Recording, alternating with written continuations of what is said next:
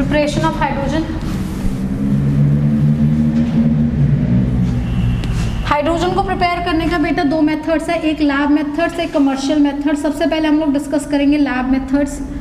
सबसे पहला तरीका लैब मेथड को डिस्कस करने का ये है कि आप कोई भी एलिमेंट ले लीजिए which is more reactive than hydrogen, which is more reactive than hydrogen.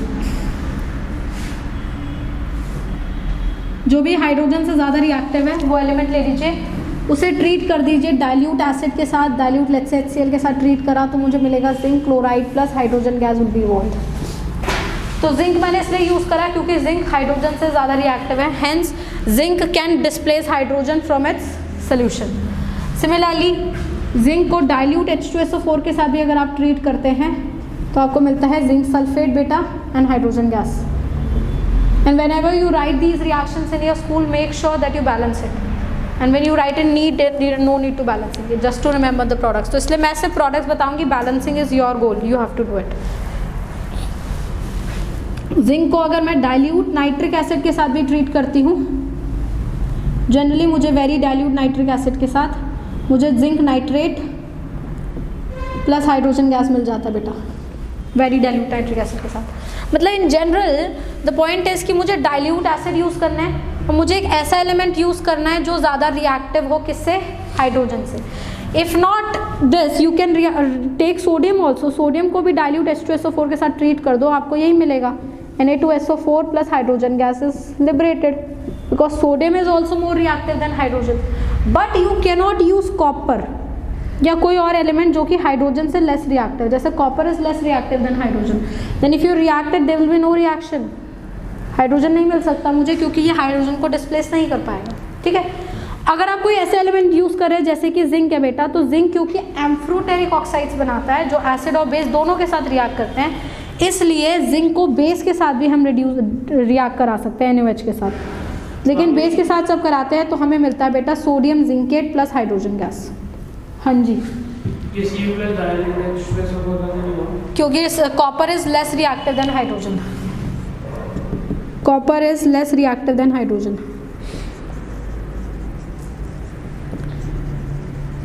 ये तो क्या पता था कि जैसे CO और H2 मतलब H2 ज़्यादा रिएक्टिव होता है, ये मैं कैसे अगर जैसे क्वेश्चन रहेगा तो पता कैसे चलेगा? नहीं, ये रिएक्टिविटी सीरीज याद करता है ना, sodium, lithium, magnesium, aluminium, zinc और all comes above hydrogen. Below hydrogen we have copper, silver, gold, platinum. यहाँ तक बात क्लियर हुई? सब में हाइड्रोजन मिला ना। एक चीज़ तो मुझे समझ आई बेटा यहाँ पे, वो ये है कि मुझे एक ऐसा एलिमेंट लेना है जो कि ज़्यादा हाइड्रोजन से रिएक्टिव हो, तो हाइड्रोजन उसे को वो डिस्प्लेस कर देगा और हाइड्रोजन गैस मुझे मिल जाएगी। अगर मैं कोई ऐसा एलिमेंट लेती हूँ जैसे कि जिंक है जो एम्फोटेरिक होते हैं, तो वो हाइड्रोजन बेस के साथ साथ भी रिएक्ट करेंगे तो हाइड्रोजन बना देंगे। जैसे एल्यूमिनियम भी एम्फोटेरिक है, तो उसको भी अगर डाइल्यूट NaOH के साथ ट्रीट किया जाए तो सोडियम एल्यूमिनेट और हाइड्रोजन गैस दे सकती है। एसिड बेस दोनों के साथ जो रिएक्ट करते हैं, टिन में होता है एम्फोटेरिक। हाँ, सोडियम स्टैनेट मिलता है इसके, क्योंकि उनके अंदर ना बहुत ज़्यादा मेटालिक कैरेक्टर है ना ज़्यादा नॉन मेटालिक कैरेक्टर है, मीडियोकर है। यहाँ तक बात क्लियर हुई? अच्छा, अब सेकेंड चीज़ आप नोटिस कर रहे हैं, मैं सब जगह डाइल्यूट ले रही हूँ। Why not, why dilute, why not concentrated? हाँ, वो अभी भी ऑक्सीडाइजिंग एजेंट ही है। नोटिस करो यहाँ पे जिंक जीरो ऑक्सीडेशन स्टेट में, जिंक +2 में नहीं चला गया, यहाँ पे हाइड्रोजन +1 में है और वो रिड्यूस होकर 0 में चला गया। तो ऑक्सीडाइजिंग एजेंट ये अभी भी है, लेकिन अभी जो ऑक्सीडाइजिंग एजेंट है उसमें हाइड्रोजन इन्वॉल्व हो रहा है, हाइड्रोजन जो है वो रिड्यूस हो रहा है। जब आप कॉन्सेंट्रेटेड H2SO4 ले लेते हैं तो हाइड्रोजन ना रिड्यूस होके सल्फर रिड्यूस हो जाता है, तो आपको मिलता है zinc sulphate plus sulphur dioxide and water. तो इस केस में जिंक तो ऑक्सीडाइज हुआ, 0 से +2 गया, सल्फर +6 से कहाँ चला गया? +4, तो सल्फर रिड्यूस हो जाता है। जबकि डाइल्यूट में हाइड्रोजन रिड्यूस होता है। मेरा रिएक्शन रिडॉक्स का थोड़ी है, मेरा रिएक्शन तो हाइड्रोजन प्रिपेयर करने का, इसलिए मैं डाइल्यूट एसिड्स लूँगी। Because in case if I take a stronger acid, H2SO4 में जो सल्फर डाइऑक्साइड गैस है वो निकल जाएगी, मतलब सल्फर रिड्यूस हो जाएगा रादर देन हाइड्रोजन। हाइड्रोजन फिर यहाँ पे भी +1 रहेगा, वाटर में भी +1 रहेगा। हाइड्रोजन का ऑक्सीडेशन स्टेट सेम रहेगा, सल्फर का चेंज हो जाएगा। और यहाँ पे क्या हो रहा है कि सल्फर का सेम रह रहा है, हाइड्रोजन का चेंज हो रहा है, क्योंकि वाटर की क्वांटिटी ज़्यादा है, हाइड्रोजन की कॉन्सेंट्रेशन ज़्यादा है। 12th पे पढ़ोगे ईएमएफ वैल्यू में कॉन्सेंट्रेशन इंपॉर्टेंट होती है, इसलिए ईएमएफ इस हिसाब से होता है कि हाइड्रोजन H2 में चला जाता है। सिमिलरली अगर मैंने यहाँ पे जिंक के साथ कॉन्सेंट्रेटेड नाइट्रिक एसिड ले ली तो मुझे जिंक नाइट्रेट मिला प्लस नाइट्रोजन डाइऑक्साइड मिला प्लस वाटर मिला। अगेन आप नोटिस करेंगे जिंक तो +2 में चला गया, नाइट्रोजन जो है +6 से +6 नहीं +5 से किस में आ गई, +4 में आ गई, और हाइड्रोजन +1 का +1। तो इसलिए जब हाइड्रोजन प्रोड्यूस करना है we will be using dilute acids. Similar है ना बेटा, तो भी लिखनी है। Next is reaction with water. Good, चलिए इसमें 3 कैटेगरी करेंगे। हम ऐसे मेटल्स लेंगे जो कि वेरी रिएक्टिव होते हैं। जो वेरी रिएक्टिव मेटल होता है बेटा वो कोल्ड वाटर के साथ रिएक्ट कर जाते हैं। फिर ऐसे मेटल्स होते हैं जो मॉडरेटली रिएक्टिव होते हैं, ये हॉट वाटर या बॉइलिंग वाटर के साथ रिएक्ट करते हैं। फिर ऐसे मेटल्स होते हैं जो लीस्ट रिएक्टिव होते हैं, ये उनके साथ रिएक्ट करते हैं जो स्टीम होती है। तो अगर मेरे पास वेरी रिएक्टिव मेटल है, जैसे कि मेरे पास है बेटा सोडियम, तो वो रिएक्ट कर जाएगा कोल्ड वाटर के साथ, दे देगा NaOH और हाइड्रोजन गैस।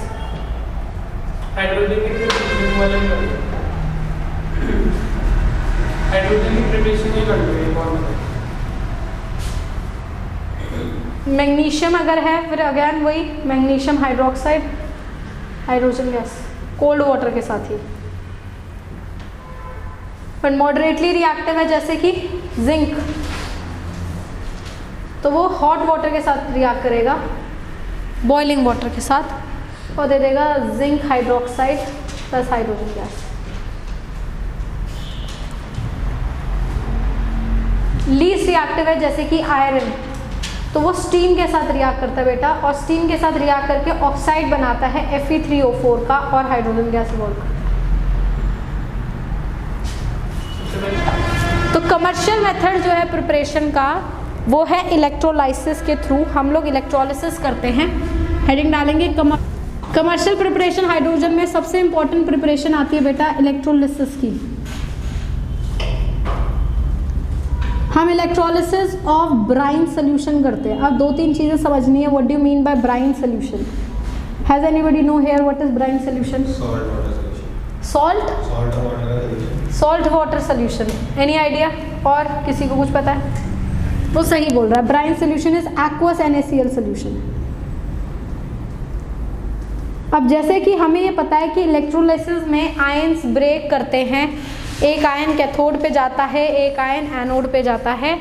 तो अब जैसे मैं एक सेटअप बना के दिखा रही हूँ तुम्हें कि मेरे पास सोल्यूशन है यहाँ पे बेटा, मैंने 2 इलेक्ट्रोड डाली है, साथ में इलेक्ट्रिसिटी मतलब बैटरी से उसे कनेक्ट कर दिया ना। एक साइड टर्मिनल बन जाएगा पॉजिटिव टर्मिनल, दूसरा टर्मिनल क्या बन जाएगा?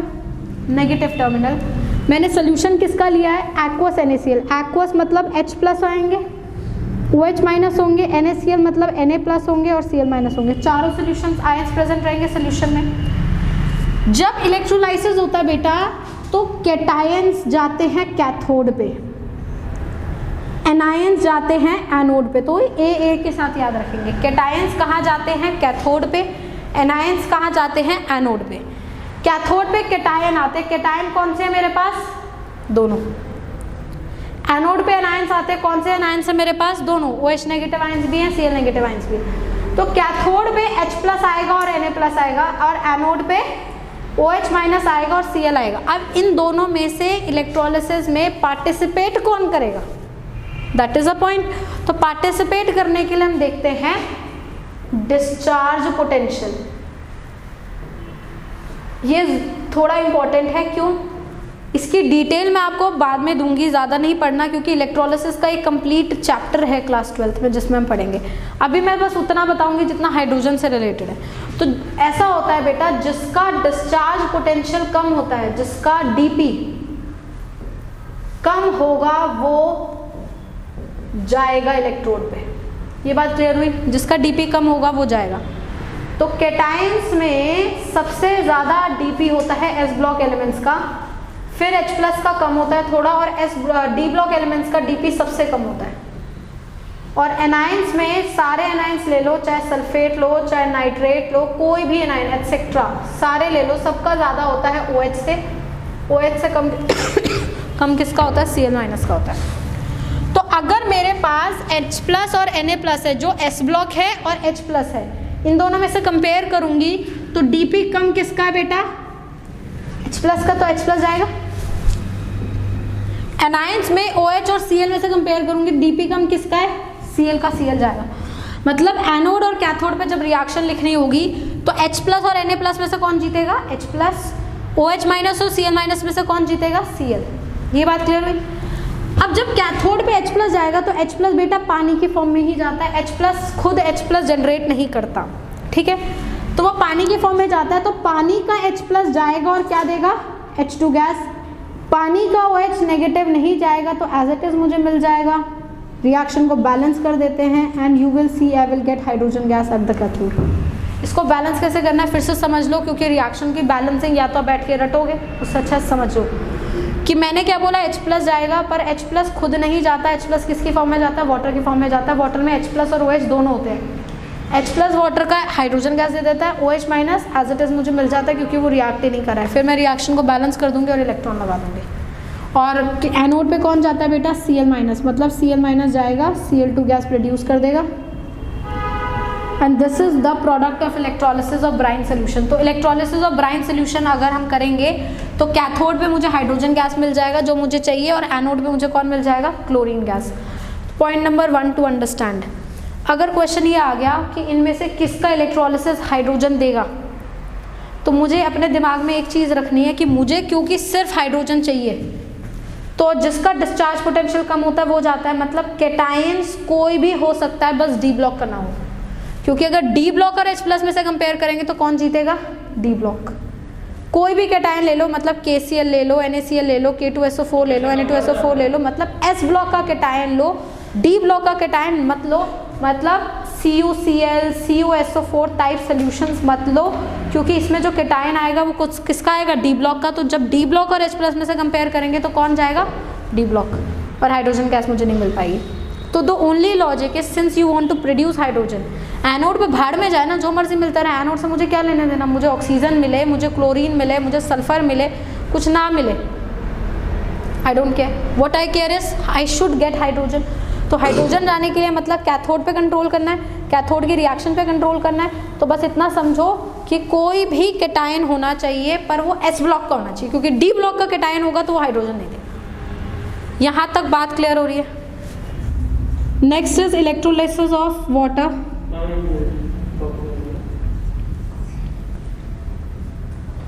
वाटर का इलेक्ट्रोलाइसिस जब करेंगे तो वाटर H प्लस और OH ही तो देगा, कोई और चांस है किसी के जाने का? नहीं चांस। तो कैथोड पे H प्लस जाएगा,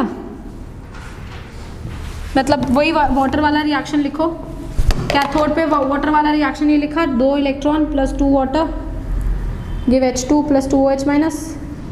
एनोड पे भी वाटर जाएगा, वाटर देगा oxygen gas plus 4H plus 4 electron.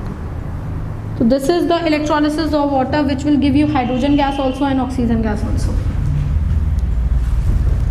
These are the two methods, two electrolysis method by which you can prepare commercially hydrogen, but we have other method also, as Rudra said, Bosch method, coal gasification method, coal shift method, and बहुत सारे other processes. So we discussed about the commercial methods for the preparation. The first commercial method was electrolysis of brine solution.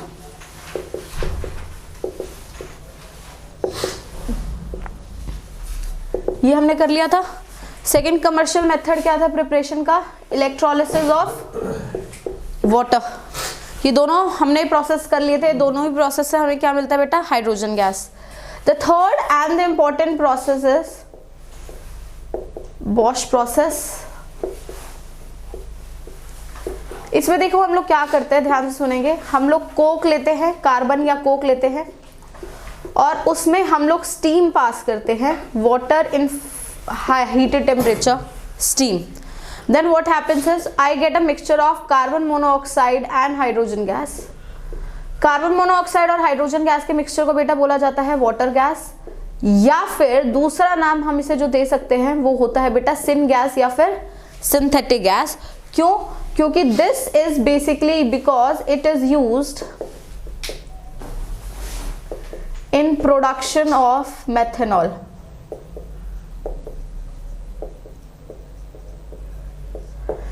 Methanol की production में help होती है. अब सोचो इन दोनों को आपस में रिएक्ट कराओगे तो आपको जो एक प्रोडक्ट मिलता है वो क्या होता है, मेथनॉल CH3COH. तो इसलिए इसे सिन गैस बोला जाता है और अदर नेम इसका क्या है, वाटर गैस. सिन गैस मतलब synthetic gas. So we get this. Now the point is आपको हाइड्रोजन चाहिए था बेटा, हाइड्रोजन तो मिल गया, लेकिन दिक्कत क्या है हमारे साथ कि हमें इसके साथ और क्या मिल गया, कार्बन मोनोऑक्साइड.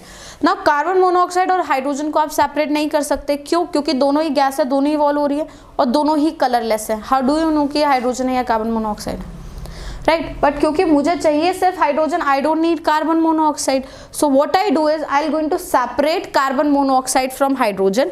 तो हम लोग सेपरेशन कैसे करते हैं, separation of carbon monoxide and hydrogen. तो इसके लिए हम लोग क्या करते हैं, ये जो मिक्सचर लिया है कार्बन मोनोऑक्साइड और हाइड्रोजन का, इसे ज्यादा स्टीम में, एक्सेस अमाउंट ऑफ स्टीम में वापस से रिएक्ट करते हैं और एक कैटलिस्ट डाल देते हैं FeCrO4. तो अगर आप नोटिस करेंगे इस केस में आयरन कौन सी स्टेट में बेटा, +2. तो आयरन +2 से ऑक्सीडाइज जो मतलब बेसिकली अपने आप को ले जाता है Fe+1 में और कार्बन मोनोऑक्साइड को ऑक्सीडाइज कर देता है कार्बन डाइऑक्साइड में, CO2. ठीक, तो ये कार्बन मोनोऑक्साइड जो है ये किस में कन्वर्ट हो जाता है, CO2 में. Hydrogen gas as it is रहता है, स्टीम हमारे पास एज इट इज रहती है. ये पर्टिकुलर कंपाउंड जो है वो रिड्यूस हो जाता है. Now why do I do this, क्योंकि कार्बन मोनोऑक्साइड जो मुझे मिला है this would be soluble in excess of water that you have taken and this will not be soluble, so this will go out. तो logic क्या है separate करने का कार्बन मोनोऑक्साइड और हाइड्रोजन को, कि आप क्या करो, जो भी आपको वाटर गैस मिल रही है उसको एस्केप आउट करने से पहले ही उसके अंदर FeCrO4 डाल दो और वाटर जो है स्टीम जो आप ले रहे हो उसको आप एक्सेस में लो. उससे क्या होगा कि ये जो प्रोसेस होगा ये कार्बन डाइऑक्साइड में कन्वर्ट हो जाएगा. CrO4 जो है इसे ऑक्सीडाइज कर देगा कार्बन मोनोऑक्साइड को कार्बन डाइऑक्साइड में, और अपने एक्सेस ऑफ वाटर जो लिया है कार्बन डाइऑक्साइड किस में सोल्युबलाइज हो जाता है, वाटर में सोल्युबलाइज हो जाता है, फॉर्मिंग कार्बोनिक एसिड. क्या बना देता है, कार्बोनिक एसिड H2CO3. तो ये तो चीज सोल्यूशन में चली गई, पानी में चली गई, और हाइड्रोजन गैस जो है as a form of gas निकल गया. और hence what you wanted is hydrogen gas. You can separate out hydrogen from this process. तो इस प्रोसेस को बेसिकली क्या बोला जाता है, बॉश प्रोसेस. हालांकि बॉश प्रोसेस सिर्फ इतना ही है, ये process extension of the Bosch process है to separate hydrogen from carbon monoxide, right. और इस रिएक्शन को जो यहाँ लिखा है बेटा, इस रिएक्शन को हम लोग कोल गैसिफिकेशन भी बोलते हैं. तो reaction is also known as coal gasification and the process is known as Bosch process. यही एक पॉइंट है जहां से एग्जामिनर तुमसे क्वेश्चन पूछ सकता है. कैसे पूछ सकता है कि कोल गैसिफिकेशन का रिएक्शन बताओ, का ये वाटर गैस का कॉम्पोजिशन क्या होता है, कार्बन मोनोऑक्साइड और हाइड्रोजन इनको सेपरेट आउट कैसे किया जाता है. 2-3 चीजें जो है इसके ऊपर एग्जामिनर तुमसे पूछ सकता है. अभी तक हमने जो पढ़ा है उसमें से एग्जामिनर जो क्वेश्चन पूछ सकता है वो सिर्फ इसी टॉपिक से पूछ सकता है. Rest every topic is included for your school purpose, not for your NEET purpose. NEET में अगर क्वेश्चन आएगा वो बॉश प्रोसेस से ही है. यहाँ तक बात क्लियर होती है. नाउ आपको अगर वाटर गैस ही प्रोड्यूस करनी है तो ज़रूरी नहीं आप कोक या कार्बन ही लें, आप कोई हाइड्रोकार्बन भी ले सकते हैं. तो लेट्स से मैंने एक हाइड्रोकार्बन ले लिया मीथेन गैसियस फॉर्म में, और इसमें भी अगर मैं स्टीम पास करूं मीथेन में तब भी मेरा कार्बन मोनोऑक्साइड और हाइड्रोजन गैस का बेटा मुझे मिक्सचर मिल जाता है जिसे हम लोग बोलते हैं वाटर गैस. तो I can either produce water gas using a hydrocarbon and passing it to steam, or taking a carbon or coke and passing it to steam. Both of the process will give me water gas from where I can separate carbon monoxide using this process and I can get pure hydrogen. यहाँ तक बात clear होती है बेटा? हाँ जी. ये FeCrO4 को बोलते हैं आयरन क्रोमेट. आयरन क्रोम, हाँ ठीक है. और ये H2CO3 क्या है, फॉर्मिक एसिड. फॉर्मिक एसिड नहीं, ये कार्बोनिक एसिड. Carbonic acid. नहीं ये पूछ रहा हूँ, आपने ये क्या बताया था, फॉर्मिंग H2CO3? ये जो होता है कार्बन डाइऑक्साइड वाटर में डिसॉल्व हो जाता है, फॉर्मिंग H2CO3। कार्बोनिक एसिड बनता है जब डिसॉल्व हो जाता है, तो हाँ जब डिसॉल्व हो जाता है तो H2CO3 बना देता है कार्बोनिक एसिड। यहाँ तक बात क्लियर होती है। तो ये है हमारा एक तरीके से कह लीजिए लास्ट प्रिपरेशन है, which is the most important preparation of hydrogen gas. ये कमर्शियली एक्चुअली में इलेक्ट्रोलिसिस भी नहीं किया जाता, कमर्शियली भी मोस्ट ऑफ द टाइम हम यही प्रोसेस यूज़ करते हैं हाइड्रोजन को प्रोड्यूस करने के लिए। बात क्लियर होती है, नोट कर लो। फॉर्म्स ऑफ हाइड्रोजन, ये मतलब इस प्रोसेस में रहता है पूरे। हाइड्रोजन बेटा दो फॉर्म में एग्जिस्ट करता है, ध्यान से सुनेंगे मेरी बात। एक फॉर्म होती है जिसे हम बोलते हैं नेसेंट हाइड्रोजन, नेसेंट हाइड्रोजन, और सेकेंड फॉर्म होती है बेटा एटॉमिक हाइड्रोजन। दोनों में क्या फ़र्क है? हालांकि दोनों को आप रिप्रेजेंट करते हो H की फॉर्म में। सी हाइड्रोजन वैसे आप बोलेंगे तो आप हाइड्रोजन मॉलिक्यूल बोलेंगे ना H2, लेकिन जब आप एटॉमिक हाइड्रोजन लिखते हैं तो भी आप खाली H लिखते हैं। जब हम नेसेंट हाइड्रोजन लिखते हैं तो आप एक स्क्वायर ब्रैकेट के अंदर H लिखते हैं। You represent it this way. Nascent thing is always represented in a square bracket. तो nascent hydrogen is square bracket H. Atomic hydrogen is only H. Now the point is, इन दोनों के बीच में difference क्या है? क्या मैं ये डिफरेंस बोलूँगी कि एक को स्क्वायर ब्रैकेट में लिखा जाता है और एक को बिना स्क्वायर ब्रैकेट में लिखा जाता है? Of course not, there is a difference. Difference क्या है? ध्यान से सुनेंगे। अगर बात की जाए एटॉमिक हाइड्रोजन की, तो एटॉमिक हाइड्रोजन कैसे बनाई जाती है बेटा?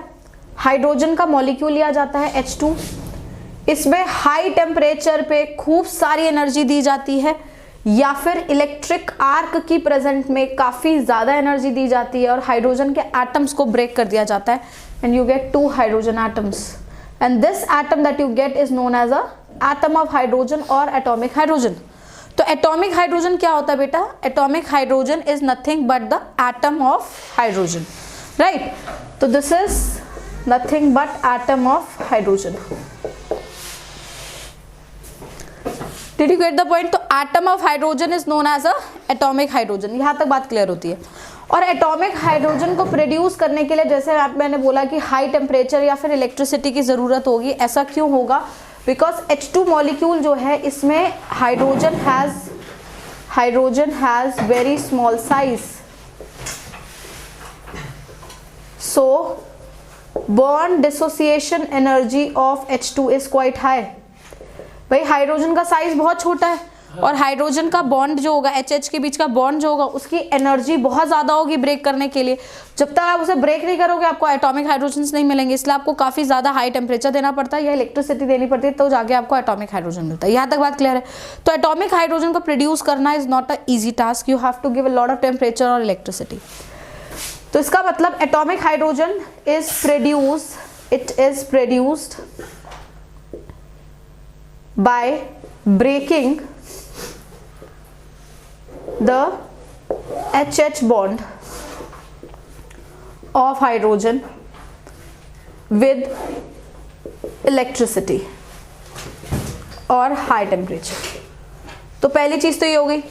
दूसरी चीज, एटॉमिक हाइड्रोजन बेटा काफी ज्यादा अनस्टेबल होता है, इज हाईली अनस्टेबल, काफी अनस्टेबल होता है एंड काफी ज्यादा रिएक्टिव होता है।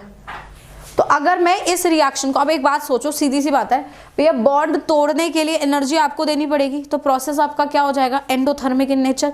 अब इस प्रोसेस को मैं रिवर्स कर दूं कि ये दोनों कंबाइन करके ये बना रहे हैं, देन द प्रोसेस में एनर्जी रिलीज होगी, process would be exothermic.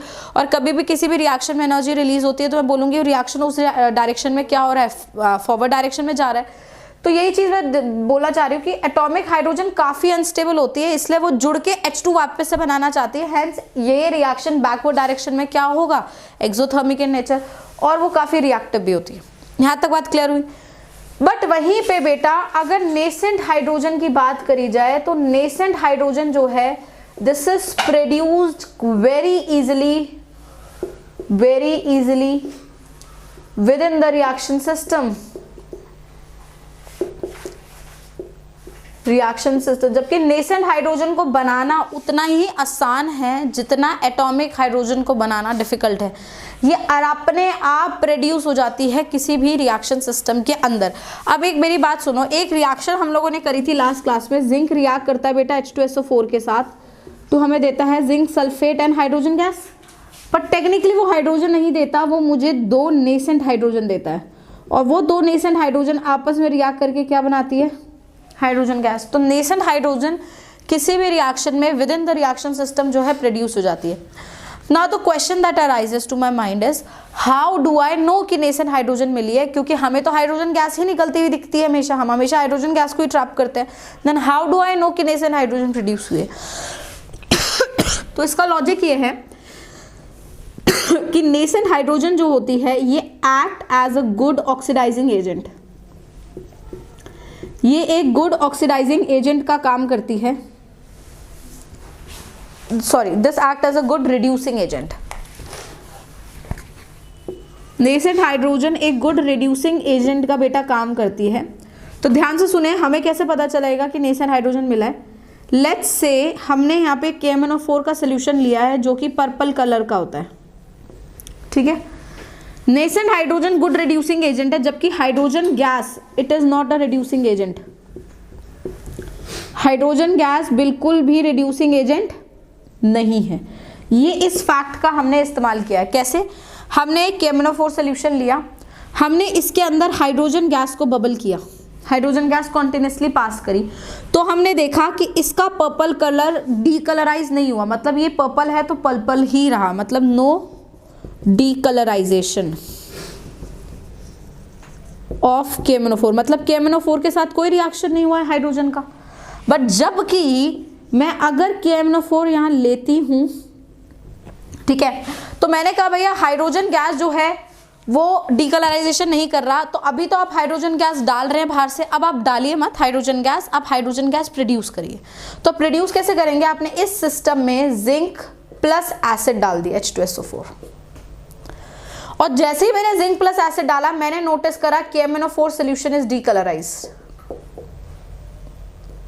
KMnO4 का सोल्यूशन क्या हो गया? डीकलराइज्ड। मतलब अब कोई एक ऐसा सब्सटेंस प्रोड्यूस हुआ है जो KMnO4 के मैग्नेट आयन को +7 से किस में लेके जा रहा है? +2 में। KMnO4 कलर पर्पल कलर होता है मैग्नेट आयन की वजह से, और कलरलेस होता है Mn+2 की वजह से। इसका मतलब there is something which is being produced which is actually reducing this. Now इन दोनों को ध्यान से देखना बेटा, अगर मैं ये नॉलेज रखती हूँ कि जिंक H2SO4 के साथ रिएक्ट करता है और हाइड्रोजन गैस ही देता लेट्स से, तो ये रिएक्शन भी तो नहीं होती ना, क्योंकि हाइड्रोजन गैस तो रिड्यूसिंग एजेंट है नहीं। बट ये रिएक्शन हो रही है, इसका मतलब ये है कि जिंक H2SO4 के साथ रिएक्ट करके पहले नेसेंट हाइड्रोजन दे रहा है, जो कि अगर उसे कुछ नहीं मिल रहा रिड्यूस करने के लिए तो अपने आप में रिएक्ट करके हाइड्रोजन गैस में कन्वर्ट हो रहा है। बट पहले इनिशियल स्टेप पे हमें क्या मिल रहा है बेटा? Nascent hydrogen. तो this thing of nascent hydrogen is basically use to trap कि नेसेंट हाइड्रोजन मुझे मिली है नहीं मिली, अदरवाइज मुझे कभी पता ही नहीं चलेगा कि नेसेंट हाइड्रोजन मिली है, वो तो हमेशा हाइड्रोजन गैस मुझे दे देगी, है ना। जस्ट टू चेक कि नेसेंट हाइड्रोजन प्रोड्यूस हुई है, हम इस तरीके से एक रिएक्शन करते हैं, क्योंकि नेसेंट हाइड्रोजन एक रिड्यूसिंग एजेंट है जबकि हाइड्रोजन गैस एक रिड्यूसिंग एजेंट नहीं है। और एक कॉमन पॉइंट जो है, नेसेंट हाइड्रोजन भी काफी रिएक्टिव होती है, जैसे कि एटॉमिक हाइड्रोजन होती है, तो वो भी तुरंत रिएक्ट करके हाइड्रोजन गैस में कन्वर्ट हो जाती है, जैसे ये भी चाहती है कि मैं पीछे चले जाऊं। बट इन दोनों में जो मेजर फर्क है वो ये है भैया, इसको प्रोड्यूस कराना पड़ता है, एनर्जी देनी पड़ती है, बॉन्ड तोड़ना पड़ता है, तब जाके ये मिलता है, जबकि इसको प्रोड्यूस कराने में आपकी कोई मदद नहीं है। ये with in the reaction system जो है फ्रैक्शन ऑफ सेकेंड्स में अपने आप ही प्रोड्यूस हो जाती है, एक गुड रिड्यूसिंग एजेंट का काम करती है। और दोनों में कॉमन चीज़ क्या है कि दोनों ही काफ़ी ज़्यादा अनस्टेबल होते हैं और काफ़ी ज़्यादा रिएक्टिव होते हैं। यहाँ तक बात क्लियर हुई? These are the two forms of hydrogen that exist. तो आपने हाइड्रोजन के आइसोटोप्स भी पढ़े हैं, एलोट्रॉप्स भी पढ़े हैं और फॉर्म्स भी पढ़ी है, तीनों चीज़ें डिफरेंट है। बात क्लियर होती है? नोट कर लीजिए।